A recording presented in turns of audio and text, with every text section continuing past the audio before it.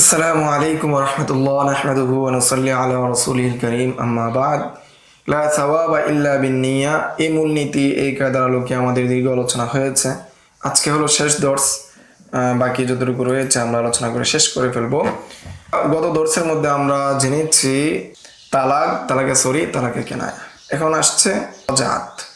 ওয়া আম্মা রজাআতু ফান্নিকাহ লিআন্নাহু ইস্তিদামাতুহু। রজাআত সেটা নিকার মতো, অর্থাৎ নিকার মধ্যে যেভাবে কি নিয়ত ব্যতীত বিশুদ্ধ হয়ে যায়, ঠিক তেমনিভাবে রজাআতটাও নিয়ত ব্যতীত কি হয়ে যায়? বিশুদ্ধ হয়ে যায়। লিআন্নাহু ইস্তিদামাতুহু, কেননা রজাআত যেটা সেটা নিকাহকে কি করে? অব্যাহত রাখে, অটল রাখে। তো সেই জন্য নিকাটাও কি হবে? রজাআতটা নিকার মতোই হবে, অর্থাৎ নিয়ত থাকলে সে সওয়াব পাবে, নিয়ত না থাকলে সওয়াব পাবে না। তো রজাআতের বিষয়, যদি স্বামী তার স্ত্রীর সাথে স্ত্রী সুলভ যদি আচরণ করে, অথবা মুখে বলে যে আমি তোমাকে রজাআত করলাম, অথবা তুমি বাড়িতে চলে আসো, এরূপ স্পষ্ট সরি কথা যদি বলে, তাহলে কি হয়ে যাবে? রজাআত হয়ে যাবে, নিয়ত না থাকলেও। লাকিন মা কানা মিনহা সরিহান লা ইয়াহতাজু ইলাইহা। রজাআতের ক্ষেত্রে যদি সুস্পষ্ট হয়ে যায়, সুস্পষ্ট শব্দ হয় বা সুস্পষ্ট আচরণ হয়, তাহলে নিয়তের প্রয়োজন নাই। ওয়া কিনায়াতুহা তাহতাজু ইলাইহা। কিন্তু রজাআতের ক্ষেত্রে যদি কেনায়া শব্দের মাধ্যমে বলে, যে ফোনে বলতেছে যে তুমি চলে আসো, বা কোনো একটা কেনায়া শব্দের মাধ্যমে বলতেছে যে তোমার ভালো লাগলে চলে আসো, অথবা অন্য আরেকটা শব্দের মধ্যে বলতেছে যেটা কিছু স্পষ্ট হয়ে বোঝায় না যে স্বামী তার স্ত্রীকে নিতে যাচ্ছে, তাহলে এই ক্ষেত্রে যদি স্বামীর নিয়ত থাকে তাহলে রজাআত হবে, নিয়ত না থাকলে রজাআত হবে না। ওয়াম্মাল ইয়ামিনু বিল্লাহ ফালা ইয়াতাওয়াক্কাফু আলাইহা ফায়ানআকিদু ইযা হালাফা আমিদান আও সাহিয়ান আও মুখতিয়ান আও মুকরাহান। আর ইয়ামিন, আল্লাহর নামে কসম করা, সেটা সংগঠিত হয়ে যাবে। ফলে কসমকারী ইচ্ছাকৃতভাবে, ভুলে, অসতর্কতা অবস্থায় অথবা বাধ্য হয়ে যদি কসম করে, তাহলে তার কসম সংগঠিত হয়ে যাবে। সেই ক্ষেত্রে নিয়তের প্রয়োজন নাই, নিয়তের উপর নির্ভর করবে না, সর্বাবস্থায় কি হয়ে যাবে? সংগঠিত হয়ে যাবে। ওয়াকাদা ইদা হালাফাল মাহলুফু আলাই কাযালিকা। অনুরূপভাবে যে বিষয়ের উপর কি করা হচ্ছে? কসম করা হচ্ছে, অনুরূপ। ওয়াম্মা নিয়াতু তাখসিসিল আম ফিল ইয়ামিনি ফামাকবুলাতুন দিয়ানাতান ইত্তিফাকান ওয়া কাযাআন ইনদাল খাসসাফ। এখন কেউ যদি বলে কসম করে, আম বিষয়ে কসম করলো, কিন্তু মনে মনে সে কি করতেছে? সেটাকে খাস করতে চাচ্ছে। নিয়াতু তাখসিসিল আম ফিল ইয়ামিন, সে বলতেছে আমি ভাত খাবো না, আমি ভাত খাবো না। এ দ্বারা যদি সে উদ্দেশ্য নেয় যে আমি অমুক অঞ্চলের ভাত খাবো না, তাহলে এই যে তাকসিস করা, খাস করার যে বিষয়টা, সেটা দিয়ানাতান কি হবে? গ্রহণযোগ্য হবে। বাইনা হুয়া বাইনাল্লাহ, গ্রহণযোগ্য হবে। ও কাযাআন, এবং দুনিয়াবি হাইসিয়তে গ্রহণযোগ্য হবে ইমাম খাসসাফের নিকট। ওয়াল ফাতাওয়া আলা কওলি ইন কানাল হালিফু মাজলুমান। এখন বলা হচ্ছে যে ইমাম খাসসাফ একজন তৃতীয় শতাব্দীর একজন মহান ইমাম। তার ক্ষেত্রে বলা হচ্ছে যে তার কোলের উপর কি দেওয়া হবে? ফতোয়া দেওয়া হবে, কসমকারী যদি কি হয়? মাজলুম হয়। যে একজনকে যদি বাধ্য করে কেউ যে তুমি কি করো? কসম করে এটা খাবা না বা এটা করবা না, এমত অবস্থায় হালেফ যে নিয়ত করবে, অর্থাৎ কসমকারী যে নিয়ত করবে, সে নিয়তই কি হবে? প্রযোজ্য হবে। ওয়াকাযালিকা ইখতালাফা আলিল ইআতিবারু লিনিয়াতিল হালিফি আও লিনিয়াতিল মুস্তাহলিফি। অনুরূপভাবে কি হয়েছে? ইখতিলাফ হয়েছে যে হালেফের নিয়তের বিবেচনা হবে না মুস্তাহলিফের নিয়তের বিবেচনা হবে। যে যে কসম দিচ্ছে তার নিয়তের বিবেচনা হবে না যে কসম খাচ্ছে তার নিয়তের বিবেচনা হবে। ওয়াল ফাতাওয়া আলা ইআতিবারি নিয়াতিল হালিফি ইন কানা মাজলুমান খুসুসান।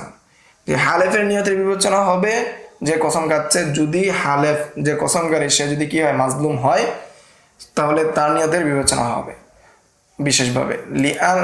লা ইন কানা যালিমান, তবে হালেফ যদি কি হয়?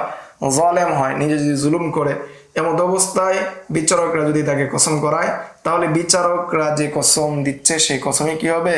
বিবেচনা হবে। হালেফের কসমের কি হবে না? নিয়তের বিবেচনা হবে না। কামা ফিল ওয়ালওয়ালিজিয়া ওয়াল খুলাসা, যেমনটা ফতোয়া ওয়ালওয়ালিজিয়ার মধ্যে এবং খুলাসাতুল ফতোয়ার মধ্যে এসেছে। ওয়া আম্মাল ইকরারু ওয়াল ওয়াকালাতু ফায়াসিহান বিদুনিহা। স্বীকারোক্তি করা, কারোর জন্য স্বীকারোক্তি করলো যে অমুক আমার কাছে 1,000 টাকা পাবে, অথবা কাউকে উকিল বানানো, এগুলো নিয়ত ছাড়া কি হয়ে যায়, বিশুদ্ধ হয়ে যায়, লফজের উপর নির্ভর। ওয়াকাদাল ইদাউ ওয়াল আয়ারাতু, আমানত রাখা, আয়ারা অর্থাৎ করজ দেওয়া, করজ নেওয়া, ওয়াল ইজারা ভাড়া দেওয়া, ওয়াকাদাল কসফু অনুরূপভাবে কারোর উপর কি মিথ্যা তহমত দেওয়া, ওয়াসারিকাতু অনুরূপভাবে কি চুরি করা, চুরি সাক্ষী দেওয়া, সেগুলো নিয়ত ব্যতীত কি হয়ে যায়, বিশুদ্ধ হয়ে যায়, নিয়তের প্রয়োজন হয় না। ওয়ামাল কিসাসু ফামুতাওয়াক্কিফুন আলা কসদিল কাতিলি আল কতলা, আর কেসাস যেটা রয়েছে, শরী যে কেসাস যে রয়েছে, সেটা হত্যাকারীর নিয়তের উপর নির্ভর। ক্বালু, ফুকাহায়ে কেরামগণ বলেন, লাম্মা কানাল কসদু আমরান বাতিনিয়ান উকিমাতিল আলাতু মাকামাহু, যেহেতু হত্যা যেটা রয়েছে সেটা কি হত্যাকারীর যে নিয়ত সেটা কি বাতিনি বিষয়, গোপনীয় বিষয়, সেটা জানা যায় না, বোঝা যায় না। ফলে যে হত্যার যে আলা রয়েছে তো বা হাতিয়ার রয়েছে, সেই হাতিয়ারকে নির্ভর করা হবে, সেই হাতিয়ারকে বিবেচনা করা হবে তার নিয়তের উপর। ফাইন কতালাহু বিমা ইউফাররিকুল আজজা আদাতান, যদি হত্যাকারী এমন জিনিস দ্বারা কি করে হত্যা করে যার মাধ্যমে অঙ্গ প্রত্যঙ্গ আলাদা হয়ে যায়, আদাতান সমাজের মধ্যে সাধারণত এই হাতিয়ারগুলো দ্বারা, যেমন ছুরি হোক অথবা কি হোক, চাকু হোক, বন্দুক হোক, এগুলোর মাধ্যমে যদি মানুষকে মারা হয় তাহলে মানুষ মরে যায়, তার অঙ্গ প্রত্যঙ্গগুলো আলাদা হয়ে যায়। কারণ আমাদান ওয়াজাবাল কেসাস, তখন সেটাকে কি আমাদান হিসেবে বিবেচনা করা হবে এবং তার উপর কেসাস আবশ্যক হবে। ওয়াইল্লা ফাইন কতালাহু বিমা লা ইউফাররিকুল আজজা ওয়া আদাতান বিমা লা ইউফাররিকুল আজজা আদাতান, আর যদি এমন হাতিয়ার দ্বারা হত্যা করে যেটা দ্বারা সাধারণত কি শরীরের অঙ্গ প্রত্যঙ্গগুলো কি হয় না, পার্থক্য হয় না, আলাদা হয় না, তখন কি তার উপর কেসাস আবশ্যক হবে না। লাকিন্নাহু ইয়কতালু গালিবান ফাহুয়া শিবহু আমাদিন, আর যেটা দ্বারা সাধারণত কি করা হয়, হত্যা করা হয়, সেটার ক্ষেত্রে কি করা হবে, শিবে আমাদ হিসেবে গণ্য করা হবে। লা কিসাস ফিহি ইনদাল ইমামিল আযম, সেটার উপর কি আসবে না, কোনো কেসাস আসবে না, সেটা হলো ইমাম আযম আবু হানিফার নিকট। ওয়া আম্মাল খাতাউ, আর খাতা যেটা রয়েছে, ভুল যেটা রয়েছে, বিআই ইয়াকসুদা মুবাহান, যে খাতা বলা হচ্ছে যে কোনো ব্যক্তি যদি কোনো মুবাহ কোনো কাজ করে, ফাইউসিব আদমিয়ান, ফলে সেটা মানে পাখিকে গুলি করতে চাচ্ছিল মতো অবস্থায়, সেই গুলি গিয়ে যদি মানুষের উপর লাগে, কামা আলিমা ফি বাবিল জিনায়াত, সেটা কি খতা হিসেবে গণ্য হবে, ভুল বশত হত্যা হিসেবে গণ্য হবে।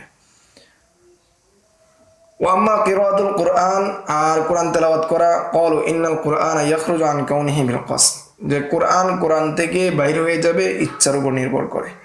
ফলে ফাজাওয়াজু, ফলে ফুকাহায়ে কেরামগণ কি করেছেন, জায়েজ বলে গণ্য করেছেন, লিল জুনুবি ওয়াল হাইজি কিরাআত মা ফিহি মিনাল আযকারি বিকসদি যিকর, যে জুনুবি ব্যক্তির জন্য, হায়দাগ্রস্ত মহিলার জন্য কি করা, তেলাওয়াত করা, মা ফিহি মিনাল আযকার, যে কোরআনের আয়াত যেগুলো কি জিকিরের অন্তর্ভুক্ত, এরকম কোরআনের আয়াত তেলাওয়াত করার জায়েজ করেছেন, যে জিকিরের উদ্দেশ্যে। যেহেতু হায়াতগ্রস্ত অবস্থায় এবং জুনুবি অবস্থায় কোরআন তেলাওয়াত করা যায় না, কিন্তু জিকিরের উদ্দেশ্যে যদি তেলাওয়াত করে তাহলে বৈধ। ওয়ালা আদিয়াতি বিকসদিদ দুআ, এমনিভাবে যে দোয়ার উদ্দেশ্যে, বিকসদিজ যিকরি ওয়ালা আদিয়াতি বিকসদিদ দুআ, দোয়াগুলো যদি দোয়ার উদ্দেশ্যে পড়ে, জিকিরের উদ্দেশ্যে পড়ে, তাহলে কোরআনটা কি হয়ে যাবে, দোয়া হয়ে যাবে। লাকিন আশকালা আলাইহি কওলুহুম লাও ক্বারা বিকসদিল কুরআন লা তাবতুলু সালাতুহু, কিন্তু এখানে একটা এশকাল হয়, সেটা হলো কঠিন বিষয় হলো যে কেউ যদি নামাজের মধ্যে কি করে, এই দোয়ার নিয়তে কি করে তেলাওয়াত করে, তাহলে সেটা কি হয় না, নামাজ বাতিল হয় না, অর্থাৎ পরিবর্তন হয় না। কেননা সেটা কি দোয়ার জায়গা না, তেলাওয়াতের জায়গা, সেই জন্য নিয়তের মাধ্যমে কি হবে না, পরিবর্তন হবে না। এই কথাই বলা হচ্ছে। ওয়াজাবনা আনহু ফি শারহিল কানজ, এই বিষয়ে আমি আল বাহরুর রায়ক কিতাব শারহুল কানজের মধ্যে আমি কি করেছি, উত্তর দিয়েছি, বিআন্নাহু ফি মাহাল্লিহি লা ইয়াতাগায়্যারু বিআসিমাতি, কেননা নামাজের স্থান যেটা, সেটা কি কোরআন তেলাওয়াতের জায়গা, ফলে নিয়তের মাধ্যমে সেটা কি হবে না, পরিবর্তন হবে না, বরং সেটা কি বাকি থাকবে। অকালু, ফুকাহায়ে কেরামগণ বলেন, ইন্নাল মা'মুমা ইদা ক্বরা আল ফাতিহাতা ফি সালাতিল জানাজাতি বিনিয়াতি যিকরি লা তাহরুমু আলাইহি, যে মুক্তাদি যদি সূরা ফাতিহা তেলাওয়াত করে জানাজার নামাজে জিকিরের নিয়তে, তাহলে সেটা তার উপর হারাম হবে না। মা আন্নাহু তাহরুমু আলাইহি কিরাআতুহা ফিস সালাহ, যে এত সত্ত্বেও তার উপর কি হয়ে যেত, হারাম হয়ে যেত তেলাওয়াত করা, নামাজের মধ্যে কি তেলাওয়াত করা হারাম। তারপরেও সে কি যদি জানাজার নামাজে দোয়ার নিয়তে কি করে, জিকিরের নিয়তে তেলাওয়াত করে, তাহলে সেটা কি হবে না, হারাম হবে না। ওয়াম্মাল জিমান, জিমানের বিষয়, ফাল ইয়াতারাত্তাবু ফি শাইইন বিমুজাররাদিন নিয়া মিন গায়রি ফি'লিন, যে জামানের যে বিষয়, কেউ যদি কারো ক্ষতি করার শুধু নিয়ত করে, নিয়তের মাধ্যমে কি তার উপর জামান আসবে, প্রশ্ন। ফাকালু ফিল মুহরিমি, ফুকাহায়ে কেরামগণ মুহরিম ব্যক্তির ক্ষেত্রে বলেন যে ইদা লাবিসা সাওবান সুম্মা নাযাআহু, যে কেউ যদি সেলাইযুক্ত কাপড় পরিধান করে, এরপর সেই সেলাইযুক্ত কাপড় খুলে ফেললো, ওমান কাসাদাহু আন ইয়াউদা ইলাইহি, এমন অবস্থায় সে যদি নিয়ত করে যে খোলার সময় যে এটা আবার সে পরবে, পরে যদি সে আবার পড়ে, তাহলে এর মাধ্যমে লা ইয়াতাআদ্দাদুল জাযা, এর মাধ্যমে তার জাযা কি হবে না, তাকরার হবে না, অর্থাৎ একটা দম দিলেই কি হয়ে যাবে, যথেষ্ট হয়ে যাবে। ওয়া ইন কাসাদা আল্লা ইয়াউদা ইলাইহি, আর যদি সে নিয়ত করে আচ্ছা আমি খুলে ফেলছি, এটা আমার ভুল হয়েছে, হাম অবস্থায় সেলাইযুক্ত কাপড় পরা, এমন কি করে ফেললাম, খুলে ফেললাম, তাহলে ওয়া ইন কাসাদা আল্লা ইয়াউদা ইলাইহি, যদি ইচ্ছা না করে যে পরবর্তীতে আর কি পড়বে না, তারপরে যদি আবার পড়ে তাআদ্দাদাল জাযাউ বিলুবসি, তাহলে জাযা কি হবে, তাকরার হবে, সেটা বারবার পড়ার কারণে। অকালু, ফুকাহায়ে কেরামগণ বলেন ফিল মুদাই, মুদার ক্ষেত্রে অর্থাৎ এই আমানতের মালের ক্ষেত্রে, ইদা লাবিসা সাওবাল ওয়াদিআতি, যদি যার কাছে আমানত রাখা হয়েছে মুদা যদি কি আমানতের কাপড় পরিধান করে, সুম্মা নাযাআহু, এবং অবস্থায় সে যদি খুলে ফেলে, ওয়া ফি নিয়াতিহি আন ইয়াউদা ইলা লুবসিহি, আর তার যদি নিয়ত থাকে যে এটা কি আবার সে পরিধান করবে, লাম ইয়াবরা মিনাস সিমান, তার যদি নিয়ত থাকে আবার সে পরিধান করবে, এমন অবস্থায় কাপড়টা যদি ধ্বংস হয়ে যায়, তাহলে তার উপর কি জামা আসবে, কেননা তার মধ্যে এটা কি তাআদ্দি পাওয়া গিয়েছে, সে আমানতের মালে তার হস্তক্ষেপ পাওয়া গিয়েছে, সেই জন্য তার উপর জামা আসবে। ওয়াম্মাত তুরুক, শেষের আলোচনা, যে ওয়াম্মাত তুরুক, আর ছেড়ে দেওয়া যে বিষয়গুলো আছে, কাতারকিল মানহিয়্যি আনহু, যে সমস্ত বিষয় শরীয়তে নিষেধ করেছে সেই সমস্ত বিষয়গুলোকে ছেড়ে দেওয়া। ফাযাকারুহু ফিল উসুলি ফি বাহসিন, ফুকাহায়ে কেরামগণ যে এটাকে স্বতন্ত্রভাবে উল্লেখ করেছেন, মা তুতরাকু বিল হাকিকা, এই বাবের মধ্যে উল্লেখ করেছেন, আনদাল কালামি আলা হাদিসি ইন্নামাল আমালু বিন্নিয়াত, এই হাদিসের উপর আলোচনা করতে গিয়ে ফি বাহসি মা তুতরাকু বিল হাকিকা, এই অধ্যায়ের মধ্যে কি করেছেন, আলোচনা করেছেন, যে ফাযাকারুহু ফি নিয়াতিল উযু, ফলে তারা উল্লেখ করেছেন উযুর মধ্যে নিয়ত করার বিষয়। ওয়া হাসিলুহু, তার সমষ্টিগত কথা হলো, হাসিল কথা হলো, আন্না তারকাল মানহি আনহু লা ইয়াহতাজু ইলা নিয়াতিন, যে মানহি আনহু ছেড়ে দেওয়ার ক্ষেত্রে নিয়তের প্রয়োজন নাই, লিল খুরুজ আন উহদাতিন নিয়া, নাহি থেকে বের হওয়ার জন্য, অর্থাৎ কেউ যদি নিজেকে জিনা থেকে বেঁচে থাকে, এই ক্ষেত্রে সে যদি নিয়ত নাও করে, তারপরেও কি সে কি জিনা থেকে বেঁচে আছে, এটা বলে গণ্য হবে। ওয়াম্মা লিহুসুলি সওয়াব, আর যদি সওয়াব পাওয়ার যদি বিষয় হয়, যে সে কি জিনা থেকে বেঁচে থাকতেছে এই জন্য সে সওয়াব পাবে, এই বিষয়ের ক্ষেত্রে শর্ত হলো ফাইন কানা কাফান, যদি সে কি হয়, ওই গুনাহটা করতে সক্ষম হয়, ওহুয়া আন তাদউহু নাফসু ইলাইহি, এমন অবস্থায় নফস তাকে কি করতেছে, ওই দিকে উদ্বুদ্ধ করতেছে যে তুমি কি ওই গুনার কাজটা করো, কাদিরুন আলা ফি'লিহি, আচ্ছা ফাইন কানা কাফান, সে যদি বিরত থাকে, ওহুয়া আন তাদউহু নাফসু ইলাইহি, এমন অবস্থায় নফস যদি তাকে ওই দিকে ডাকে, কাদিরুন আলা ফি'লিহি, আর ওই কাজটা করতে যদি সক্ষম হয়, ফায়াকুফু নাফসাহু আনহু খাউফান মিন রাব্বিহি, এমন অবস্থায় সে যদি নিজেকে বিরত রাখে আল্লাহ তাআলার ভয়ে, ফাহুয়া মুসাহাবুন, তাহলে সে কি পাবে, সওয়াব পাবে, তাকে সওয়াব দেওয়া হবে। কেউ জিনা করতে সক্ষম, তাকে সে জিনার দিকে উদ্বুদ্ধ হচ্ছে, এমন অবস্থায় আবার জিনা সে করতেও সক্ষম, তার এরকম পরিবেশ রয়েছে, এমন অবস্থায় সে যদি জিনা থেকে বিরত থাকে সওয়াব পাবে। আর যদি তার জিনা করতে সক্ষম না, তাহলে সে জিনা থেকে বিরত থাকার মাধ্যমে সে কি পাবে না, সওয়াব পাবে না। ওয়াইল্লা ফালা সওয়াব আলা তারকি, অন্যথায় সেইটা থেকে বেঁচে থাকার মাধ্যমে সওয়াব পাবে না। ফালা ইউসাবু আলা তারকিজ জিনা ওয়া হুয়া ইউসাল্লি, যে নামাজ পড়া অবস্থায় সে জিনাকে ছেড়ে দিচ্ছে এই জন্য সে সওয়াব পাবে না। ওয়ালা ইউসাবু আন-নিয়্যিন আলা তারকিজ জিনা, যে ব্যক্তি নংপুষ অর্থাৎ সহবাসের সক্ষমতা নেই, যেটাকে বলা হয় বাংলা ভাষায় ধ্বজভঙ্গ, এরকম ব্যক্তি যদি হয়, সেও যদি জিনা ছেড়ে দেয়, তার জিনা ছেড়ে দেওয়ার মাধ্যমে সেও কি পাবে না, সওয়াব পাবে না।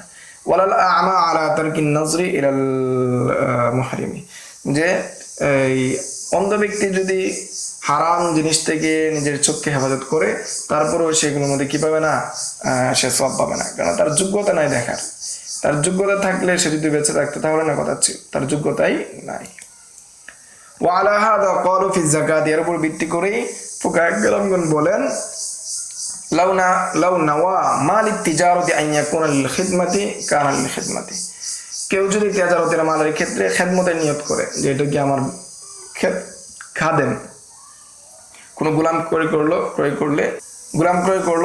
করে সে নিয়ত করলো এটা কি খেদমতের জন্য, কানা লিল খিদমাতি, তাহলে সেটা কি হবে, খেদমতের জন্যই হবে। ওয়া ইন লাম ইয়ামাল বিখিলাফিহি, আচ্ছা, ওয়া ইন লাম ইয়ামাল বিখিলাফিহি আকসুহু, আর যতক্ষণ এর বিপরীত কাজ করবে, অর্থাৎ এই যে গোলামটা সে ক্রয় করেছে খেদমতের জন্য অথবা ব্যবসার জন্য ক্রয় করেছিল, পরে খেদমতের নিয়ত করেছে, এর বিপরীত কাজ না করবে, অর্থাৎ সেটা দ্বারা সে ব্যবসা না করবে। যদি সেটা দ্বারা সে ব্যবসা করে ফেলে তাহলে সেটা কি হয়ে যাবে, ব্যবসার জন্য গণ্য হবে। ওয়াহাদা ইদা নাওয়া ফিমা কানা লিল খিদমাতি, এরপর ভিত্তি করে কেউ যদি খেদমতের জন্য কোনো জিনিস ক্রয় করে, আন ইয়াকুনা লিত তিজারতি, এরপর যদি সে কি করে নিয়ত করে যে এটা কি ব্যবসার জন্য, লা ইয়াকুনা লিত তিজারতি হাত্তা ইয়ামালা, যে সে কি করলো, খেদমতের জন্য ক্রয় করলো তারপর কি তেজারতের নিয়ত করলো, তাহলে সেটা তেজারতের নিয়ত হবে না যতক্ষণ না পর্যন্ত সেটা ব্যবসা করে। হাত্তা ইয়ামালা লিআন্না তিজারত আমাল, কেননা ব্যবসা যেটা সেটা কি একটা আমল, সেটা কাজ।